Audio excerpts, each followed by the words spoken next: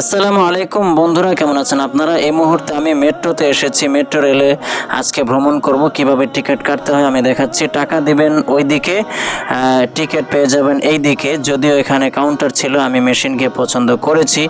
এরপরে আমি টিকিট পেয়ে আলহামদুলিল্লাহ উচ্ছ্বসিত। এরপরে দ্বিতীয় তলায় টিকিট সংগ্রহ করে তৃতীয় তলায় সকলে যাচ্ছে চলন্ত সিঁড়ি দিয়ে। আমিও তাদের সাথে এই যে যুক্ত হয়ে যাচ্ছি।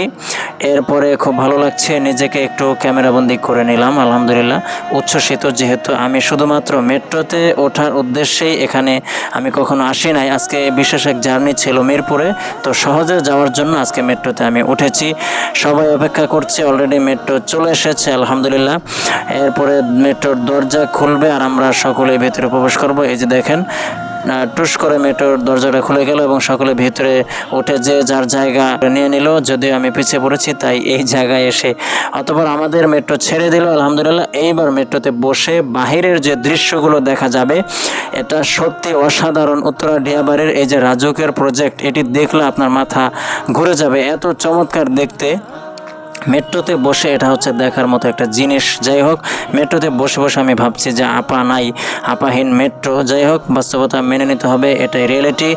এই যে দেখেন, পাশে আরও অনেক বিল্ডিং আছে।